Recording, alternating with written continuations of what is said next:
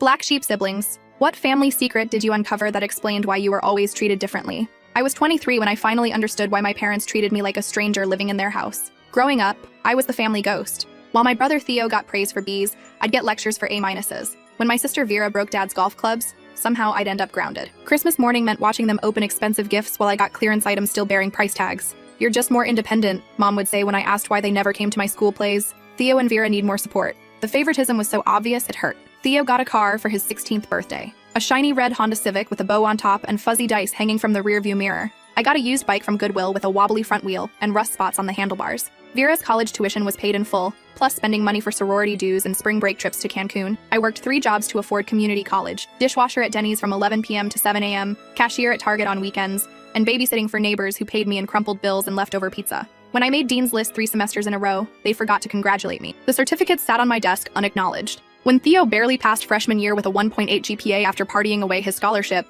they threw him a "you'll do better next time" party, complete with his favorite chocolate cake from the expensive bakery downtown and a pep talk about finding his passion and not letting setbacks define him. I stopped asking why years ago. It was easier to accept that I was just the unwanted kid they felt obligated to keep. Maybe there was something fundamentally wrong with me, something that made me impossible to love the way they loved Theo and Vera. Maybe I was too serious, too needy, too much work for parents who just wanted easy kids. The breaking point came during Vera's college graduation ceremony in May. The whole extended family flew in, something that had never happened for any of my achievements. Aunts, uncles, cousins, family friends, even neighbors from our old street. Everyone gathered to celebrate her communications degree from a community college that she'd barely earned after 6 years of partying, changing majors 4 times, and taking remedial math twice. Meanwhile, I'd graduated summa cum laude from medical school 3 months earlier, after 7 years of working full-time to pay for it. They'd sent a text message at 11:47 p.m. "Congrats?" Not even an emoji. No party, no family gathering, no acknowledgement that their oldest child had just accomplished something they claimed to value. The graduation ceremony itself was a study in contrasts.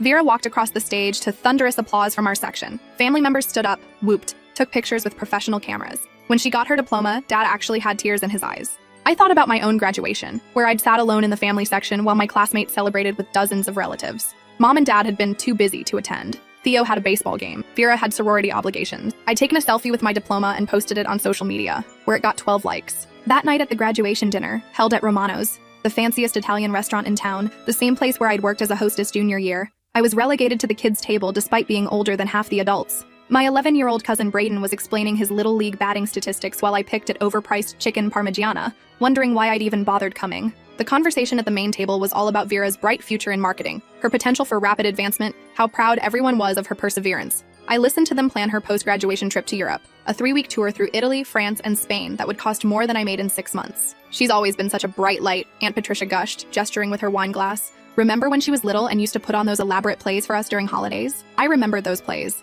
I'd been the one writing the scripts, staying up late to create costumes from bed sheets and cardboard, directing the other kids, solving technical problems when the makeshift curtain fell down. Vera had just stood center stage in whatever princess costume I'd made her, and soaked up the applause while I operated the flashlight spotlights from behind the couch. "And she was always so creative with her Halloween costumes," Uncle Robert added. "Remember that incredible fairy princess outfit when she was 8? I'd spent 3 weeks hand-sewing that costume, learning techniques from YouTube videos, using money from my allowance to buy materials. Vera had worn it for 2 hours, complained it was itchy, and demanded I fix it. The photos from that Halloween showed her glowing in the center of every shot, while I stood in the background in my hastily assembled witch costume made from a black sheet and a pointed hat from the dollar store. My great-aunt Dolores, 3 glasses of wine deep, started scrolling through old family photos on her phone with that sentimental drunk way old people do at family gatherings. "Oh, look at this precious one," she slurred, shoving the screen toward me. "Your mom was so young when she had the twins. 22 and already handling 2 babies like a pro. Look how tiny they were." I stared at the photo. Mom in a hospital bed, looking exhausted but radiant, holding 2 babies. Theo and Vera as newborns, tiny and red-faced and perfect. The timestamp read June 15th, 1998. Dad stood beside the bed beaming, holding a balloon that said, "It's twins." The room was filled with flowers and gift baskets. "Where am I?" I asked, confusion creeping into my voice. Dolores squinted at me like I'd asked her to solve advanced calculus. "You weren't born yet, honey. This was when the twins came home from the hospital. Such a happy day for the whole family." My stomach dropped like I'd swallowed ice water. "What do you mean? I'm older than them." "I was born in October of 1997. The entire table went dead silent. Conversations stopped mid-sentence. Forks paused halfway to mouths. Uncle Robert put down his wine glass with a sharp clink that seemed to echo. Cousin Michelle's mouth fell open. Mom's face turned white as copy paper. Dad started frantically signaling Dolores to stop talking, making slashing motions across his throat like he was trying to cut her off before she could say something catastrophic. But it was too late. "Oh shit," Dolores whispered, suddenly stone sober, her eyes wide with horror. "I thought you knew. I thought everyone knew. I mean, you don't look anything like them, and the age thing never made sense, but I assumed." That's when I realized my entire life had been built on a lie. The room felt like it was spinning, tilting on its axis. 23 years of feeling like an outsider suddenly made terrible, perfect sense. The way family photos were arranged with me slightly apart from everyone else, like an afterthought. The way relatives would sometimes stop talking when I walked into a room, conversations dying mid-sentence. The way I'd never quite fit, never quite belonged, no matter how hard I tried or how perfectly I performed. I excused myself to the bathroom on legs that felt like they belonged to someone else and called my friend Quinn, who worked at a DNA testing lab downtown. "I need a favor," I said, my voice trembling so badly I had to repeat myself. "And I need it fast." "What's wrong? You sound like you've seen a ghost." "I think I might be one." Quinn had been my roommate in college, the one person who'd noticed how differently my family treated me during Parents' Weekend. She'd been the one to point out that I didn't look like any of them, that our mannerisms were completely different, that they seemed to barely tolerate my presence while doting on Theo and Vera. "Are you asking what I think you're asking?" she said carefully. "I need to know if I'm related to them. Any of them. I can get samples." Quinn agreed to run an emergency DNA comparison if I could get hair or saliva samples. I spent the rest of the dinner collecting evidence like a detective at a crime scene. Hair from Theo's jacket when he hung it over his chair. DNA from Vera's lipstick when she left it on the table. Even a water glass Dad had been drinking from. I felt like a criminal in my own family, stealing genetic material to prove what my heart had always known, that I didn't belong. 3 days later, Quinn called with results that shattered everything I thought I knew about my family and myself. "You need to sit down," Quinn said when I answered the phone. I was already sitting in my tiny studio apartment, but my legs felt like jello anyway. The apartment was a converted garage that I rented for $800 a month, barely large enough for a bed and a desk, but it was mine. The walls were thin enough that I could hear my neighbor's television through the drywall, but at least no one there treated me like a burden. "You're not biologically related to any of them," Quinn said gently. "Not your parents, not your siblings. 0 genetic markers match. It's not even close. You're not related to them at all. You're not adopted family, you're not a distant cousin. There's no biological connection whatsoever." The phone slipped from my hand and clattered onto my small dining table. A folding card table I'd bought at a garage sale. I'd suspected something was off since Dolores's wine-fueled revelation, but hearing it confirmed felt like a physical blow to the chest, like someone had reached into my ribcage and squeezed my heart until it stopped. "Are you there?" Quinn's voice sounded far away.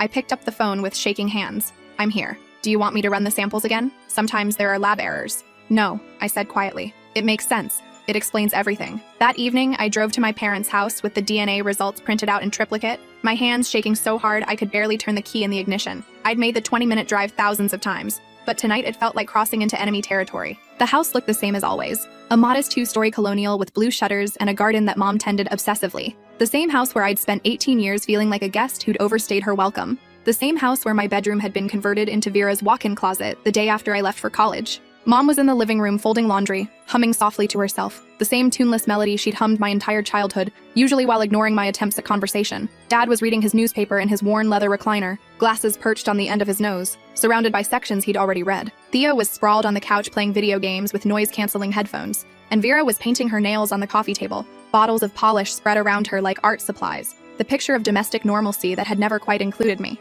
"We need to talk," I said, placing the DNA results on the coffee table next to Vera's nail polish collection. The humming stopped abruptly. The newspaper lowered slowly. The video game paused with the electronic beep. Even Vera looked up from her nails, her face scrunched in irritation at being interrupted. Mom's face crumpled like a paper bag that had gotten wet. Dad's newspaper fell to the floor with a rustle that sounded deafening in the sudden silence. "How long were you planning to lie to me?" I asked, my voice steadier than I felt. "Honey, it's complicated," Dad finally said, his voice hoarse and uncertain. "Try me. I have time." Theo and Vera exchanged a look, the kind of look that told me they'd known all along, probably since they were old enough to understand family dynamics. Of course they had. I was the only one who'd been living in the dark about my own life, the only one who'd believed the fiction that we were a real family. "Can we talk about this privately?" Mom asked, glancing nervously at Theo and Vera. "No," I said firmly. "They're part of this lie too. They've known, haven't they?" Vera had the grace to look ashamed. Theo kept staring at his hands. "That's when they told me the truth, or at least their version of it. I wasn't their daughter. I was their niece. My biological father was Dad's younger brother, Uncle Mitchell,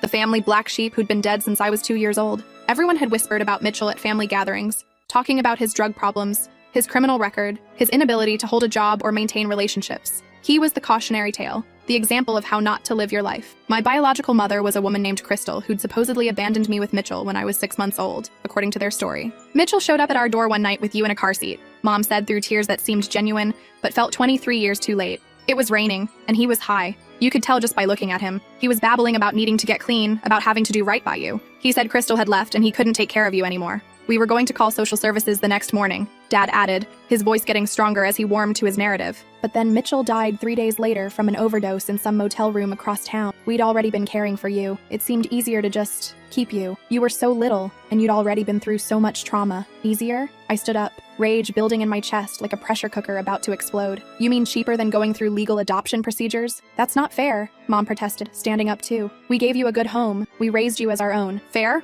I laughed, and it came out bitter and sharp. You want to talk about fair? You treated me like garbage for 23 years because I reminded you of your junky brother. Dad's face hardened, and I saw a flash of the coldness I'd grown up with, the disapproval that had shadowed my entire childhood. Mitchell destroyed everything he touched. We gave you a chance at a normal life. You gave me a roof and food and emotional neglect. I shot back. That's not the same thing as a normal life. I thought about all the times I'd wondered why I felt different, why affection felt conditional, why I had to work so hard for scraps of approval that came naturally to Theo and Vera. All the family photos where I stood slightly apart from everyone else, always positioned like an afterthought or a last-minute addition. All the birthday parties where Theo and Vera got themed celebrations with hired entertainers and elaborate decorations, while I got grocery store sheet cake and a half-hearted rendition of Happy Birthday sung by people who acted like they were doing me a favor. Why didn't you tell me? I asked. Why let me spend my entire life wondering why I didn't fit? We were going to, Mom said, wiping her eyes with a tissue that was already damp. When you turned 18, then when you graduated high school, then college. It never seemed like the right time. There was always something. Graduation, holidays, your job interviews.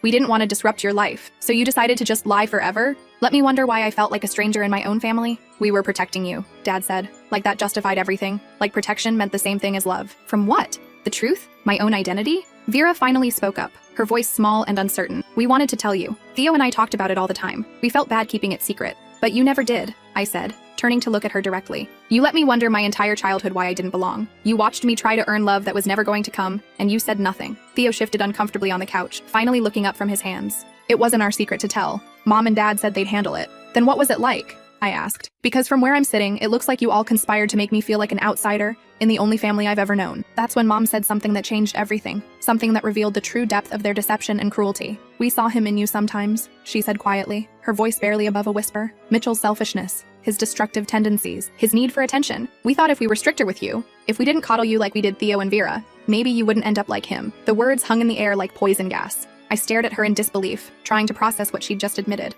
You emotionally neglected me because you thought I might inherit personality traits from a man who died when I was 2 years old? We did our best with a difficult situation, Dad said defensively. Your best sucked, I said flatly. Your best involved treating a child like she was tainted by association with someone she never knew. Your best involved withholding love and affection from a little girl who just wanted to belong somewhere. I walked toward the door, then turned back with one more question burning in my throat. Do Theo and Vera know about my biological mother? About what really happened to her? The silence answered everything. They've always known everything, haven't they? Mom nodded miserably. That explained so much. The way they'd exchange meaningful glances when I talked about family resemblance or genetic traits. How they'd sometimes call each other real siblings when they thought I wasn't listening, creating an exclusive bond that specifically excluded me. The inside jokes I was never part of. The shared memories that predated my existence in their lives. The way they could communicate without words, while I remained perpetually on the outside. I'd been the only one in the dark about my own life. I left that night and stayed with Quinn while I figured out my next move. She lived in a converted loft downtown, the kind of space I'd always dreamed of living in, but could never afford because I'd been working to support myself since I was 16, while Theo and Vera got allowances and had their expenses covered. Quinn's place had exposed brick walls, huge windows, and furniture that matched, luxuries I'd never been able to afford. She made us dinner,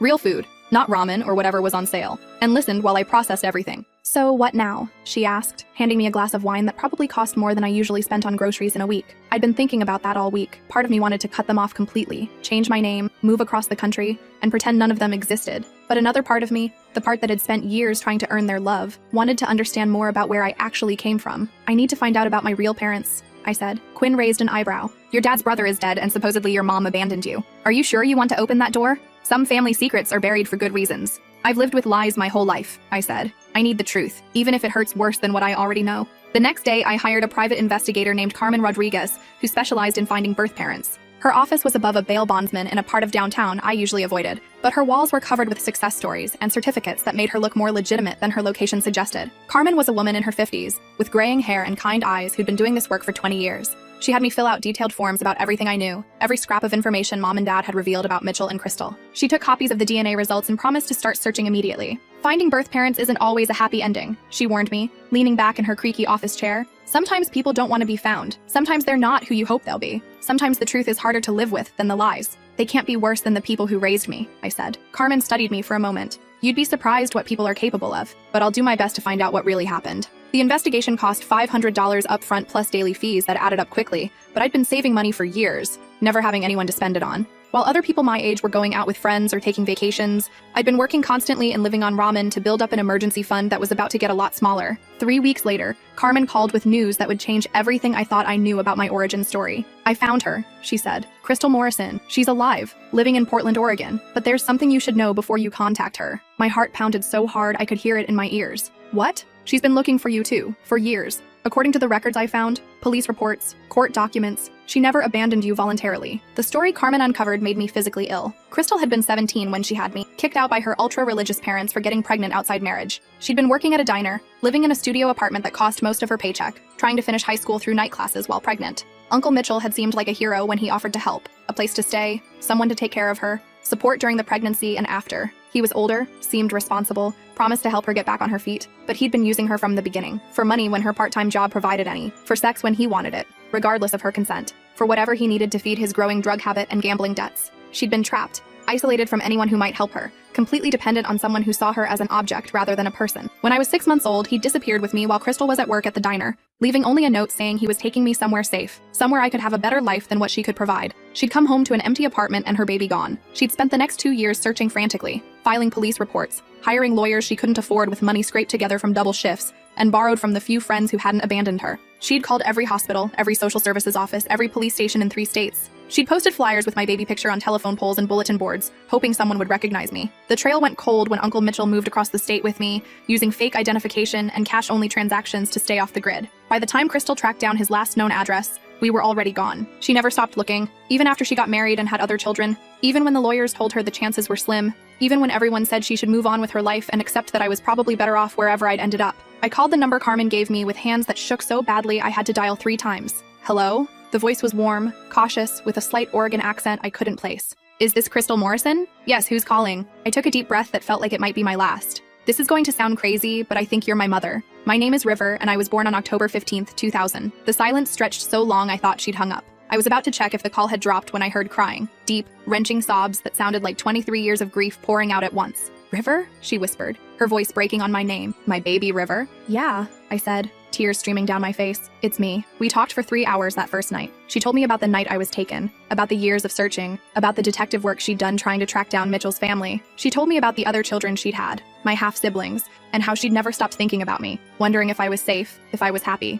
if I even knew her name. She'd named me River because she wanted me to always find my way back to her, like water always finds the ocean. I kept your baby blanket, she said, her voice thick with emotion. The one I knitted when I was pregnant. It's yellow because I didn't know if you'd be a boy or girl. I wanted you to have it when you came home. I never gave up hope that someday you'd come home. 2 weeks later, I flew to Portland using money I'd saved for a car. Crystal picked me up at the airport and I recognized her immediately. I had her eyes, the same shade of green that looked almost gold in certain light. Her nose, small and slightly upturned. Her stubborn chin that I'd always thought made me look defiant in photos. For the first time in my life, I looked like someone. She was smaller than I'd expected, barely 5 feet tall, with curly brown hair that she kept trying to smooth down nervously. She was crying before I even got off the plane, and when she hugged me in the arrivals area, it felt like something inside me that had been broken my entire life suddenly clicked into place. She introduced me to my half-siblings, Sage, who was 15 and looked exactly like me at that age, and Aspen, who was 12 and had Crystal's curly hair and my stubborn streak. They'd grown up knowing about me, seeing my baby picture on Crystal's dresser, hoping their big sister would come home someday. We always set a place for you at Thanksgiving, Sage said shyly,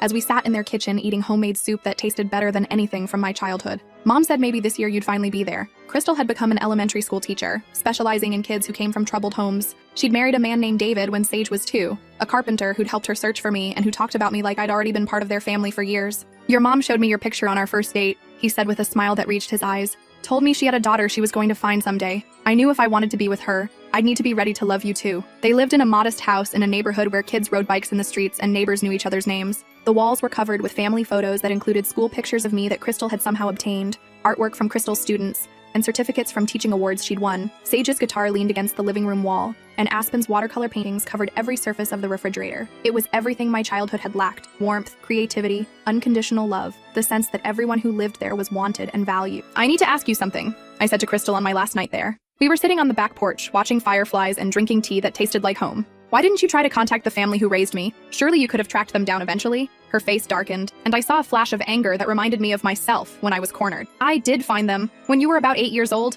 I hired a lawyer and everything, spent money I didn't have. My stomach dropped. What happened? Your father, the man who raised you, threatened to have me arrested for harassment. He said you were happy and well-adjusted, and that contact with your biological mother would only confuse and hurt you. He said if I really loved you, I'd leave you alone and let you have a normal life. I felt sick. He knew you were looking for me the whole time. I sent letters, birthday cards, Christmas presents. I called on your birthday every year until you turned 18, hoping someone would tell you I was trying to reach you. The lawyer said there was nothing else I could legally do since Mitchell had never been legally declared your guardian, and there was no paper trail of the kidnapping. They never told me, I said, my voice barely audible. There's more, Crystal said gently, reaching for my hand. I kept copies of everything. Would you like to see? She led me to her bedroom and opened a cedar chest that sat at the foot of her bed. Inside were hundreds of letters, cards, and wrapped presents, spanning 23 years. Birthday gifts for every age I'd been, each one carefully chosen and lovingly wrapped. Christmas presents that would have meant everything to a lonely child. Letters telling me about her life, asking about mine, expressing love for a daughter she'd never stopped missing. Every birthday, every Christmas, every first day of school,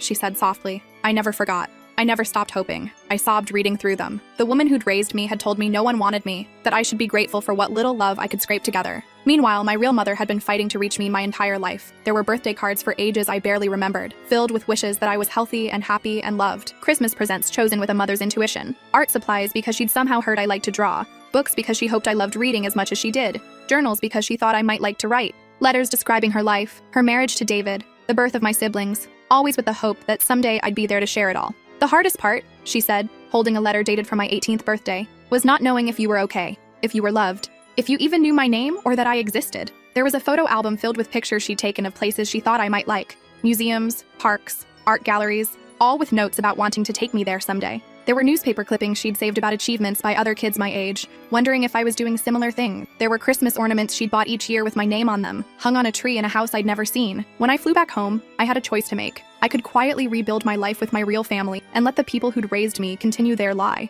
Or I could burn their world down the way they'd burned mine. I chose option 3. I spent the next month gathering evidence like I was building a legal case. I made copies of every letter Crystal had saved, every card, every piece of proof that showed my parents had deliberately kept me from my biological mother who'd been searching for me. I researched the legal implications of what they'd done, consulted with lawyers about parental kidnapping and custodial interference, though the statute of limitations had long since passed. Then I planned my revenge. I invited the whole extended family over for Sunday dinner. Aunts, uncles, cousins, everyone who treated me like a second-class citizen my whole life, while treating Theo and Vera like golden children who could do no wrong. I want to cook for everyone, I told Mom when I called. A thank you dinner for all the years of love and support. She was so surprised by my apparent gratitude that she agreed immediately. I spent all day cooking, the same dishes they served at every family gathering, the same food I'd helped prepare for years while being excluded from the conversations and celebrations. I set the table with Mom's good china, the set that was only used for special occasions, and placed the cedar chest in the center like a centerpiece. I have an announcement, I said when everyone was gathered around the dining room table, the same table where I'd eaten countless silent meals feeling like an intruder.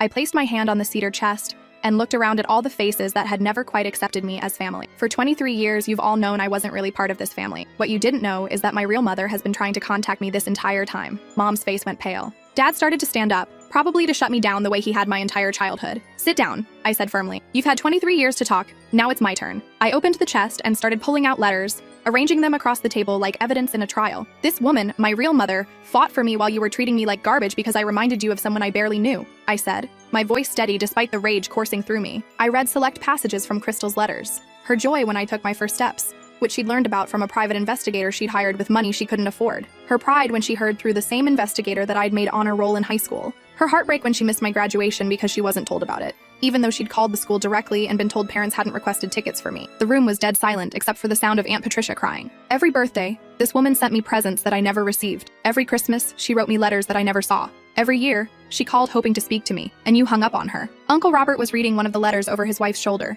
his face growing redder by the minute. I wanted you all to know that I've found my real family, I continued. People who actually love me, who wanted me, who never made me feel like a burden or a charity case. I stood up and grabbed my purse. The same cheap purse I'd carried for 3 years because I couldn't afford to replace it while working to pay for my education. I'm changing my name back to what my mother gave me. I'm moving to Portland to be near people who actually care about me, and I never want to see any of you again. As I walked toward the door, Mom called out, her voice desperate and shaking. We raised you! We gave you everything. I turned back one last time. You gave me a roof and food and emotional neglect. My real mother gave me unconditional love from a distance for 23 years. Guess which one mattered more? Uncle Frank, who'd always ignored me at family gatherings, spoke up. That's pretty ungrateful considering everything they did for you. I laughed, and it came out sharp and bitter. Ungrateful? I spent my entire childhood trying to earn love from people who were never going to give it to me. The only thing I'm grateful for is that I finally know why. Aunt Patricia was sobbing now, probably realizing how she'd treated me over the years, how she'd always favored Theo and Vera in gift-giving and attention. We didn't know, she said through her tears. You didn't want to know, I corrected. There's a difference. You saw how they treated me differently, and you said nothing. You participated in making me feel like I didn't belong. Cousin Michelle, who'd always acted superior because she was Theo's age and they'd bonded over being the normal cousins, finally spoke up. Maybe if you hadn't been so difficult all the time. Difficult. I cut her off. I was difficult because I was a child who didn't understand why her family didn't love her. I was difficult because I was trying to survive in a house where affection was conditional, and I never knew what the conditions were. I left them sitting around that table with the evidence of their deception and cruelty spread out before them like accusations they couldn't deny. 6 months later, I moved to Portland permanently. Crystal helped me find an apartment near their house. A cozy one-bedroom with hardwood floors and windows that actually let in light. The kind of place I dreamed of living in but never thought I could afford. Crystal co-signed the lease when my credit wasn't quite good enough on its own, and David helped me move my few possessions across the country in his truck. It was the first time anyone in my family had ever helped me with anything major. I got a job at a pediatric clinic, working with kids who reminded me of myself, the ones who seemed a little lost, a little sad, a little different from their sibling. I understood what it felt like to be the child who didn't quite fit, and I made sure every kid who came through our doors felt seen and valued. Sage and Aspen became the siblings I'd always wanted. We had weekly family dinners where everyone actually talked to each other, where laughter was genuine, where no one kept score of who deserved love. We celebrated birthdays with homemade cakes and thoughtful gifts chosen because someone had actually paid attention to what you liked. David taught me to fix my car, patiently showing me how to change oil and replace brake pads while including me in all the dad jokes I'd missed growing up. You're terrible at this, I told him after he'd spent 20 minutes explaining why a particular wrench joke was supposed to be funny. That's the point, he said with a grin. Dad jokes are supposed to be terrible. It's in the official dad manual. Page 1, Section A. All jokes must be grown-worthy. Crystal and I took art classes together, something she'd always wanted to do with her daughter. We went to museums and galleries, took weekend trips to see art installations, spent hours talking about color and composition and what made something beautiful. For the first time in my life, I felt like I belonged somewhere. Last month, Mom called me for the first time since that dinner. I almost didn't answer. I'd blocked most of their numbers, but she was calling from her work phone. I wanted to apologize, she said, her voice small and uncertain. For what specifically? I asked, sitting down on my couch that I'd bought with my own money in my own apartment, surrounded by photos of people who actually loved me. For everything. For not telling you the truth. For treating you differently. For keeping you from your mother. Why now? I asked. Vera's pregnant, she said, and I could hear her crying. She's terrified something will happen to the baby, that someone might take it away from her. She asked me how I could live with myself, knowing I'd kept someone else's baby from them. I was quiet for a long moment, processing the irony that it had taken Vera's pregnancy to make any of them understand what they'd done to Crystal. I hope she has a healthy baby, I said finally, and I hope she never has to wonder if her child feels loved. We did love you, Mom said softly. No, I replied. You tolerated me. You fed me and housed me and made sure I didn't die on your watch. But you never loved me. Love doesn't keep score. Love doesn't make you prove your worth every single day. Love doesn't treat you like you're contaminated by someone else's mistakes. We were scared, she said. Mitchell had destroyed so much. We didn't want you to turn out like him, so you decided to destroy me instead, I said calmly. You decided that withholding love was better than risking that I might develop problems. You created the very thing you were afraid of, a child who felt unwanted and unloved. I hung up and never answered when she called again. Crystal and I are planning a trip to Europe next year, something she'd always dreamed of doing with her daughter. We're going to visit art museums in Paris, eat gelato in Italy, and take pictures in front of famous landmarks. All the things mothers and daughters do together when they have time to make up for. Sage is applying to colleges, and she wants me to help her with essays. She's considering pre-med, inspired by hearing about my career and the way I work with children. Aspen painted a portrait of our whole family for Christmas. Me, Crystal, David, her, and Sage, with all of us sitting around their kitchen table, which is where we spend most of our time together. Sometimes I wonder what my life would have been like if Uncle Mitchell hadn't taken me, if I'd grown up with Crystal from the beginning. But then I think about all the lonely kids in the pediatric clinic who light up when I sit with them, who trust me because I understand what it feels like to be forgotten or overlooked. Maybe everything happened the way it was supposed to. Maybe I needed to know what it felt like to be unwanted so I could recognize real love when I found it, and so I could give that recognition to other children who needed it. 3 weeks ago, I legally changed my name to River Morrison. The judge asked if I was sure I wanted to cut ties with my adoptive family completely. They're not my family, I said. They never were. River Morrison. It feels like coming home to myself after 23 years of being lost. The people who raised me taught me that love had to be earned, that I was always one mistake away from losing what little affection I could scrape together. Crystal taught me that real love doesn't keep score, doesn't make you prove your worth, doesn't treat you like a burden or a problem to be managed. I'm 30 now, and I finally understand what family is supposed to feel like. I have people who celebrate my successes without comparing them to someone else's. I have siblings who text me random thoughts and inside jokes. I have parents who show up when I need them and who are proud of me just for being who I am. Sometimes the family you're born into isn't the family you're meant to have. Sometimes you have to burn down everything you thought you knew to find out who you really are. And sometimes, if you're really lucky, the people who truly love you have been waiting for you to find your way back home all along.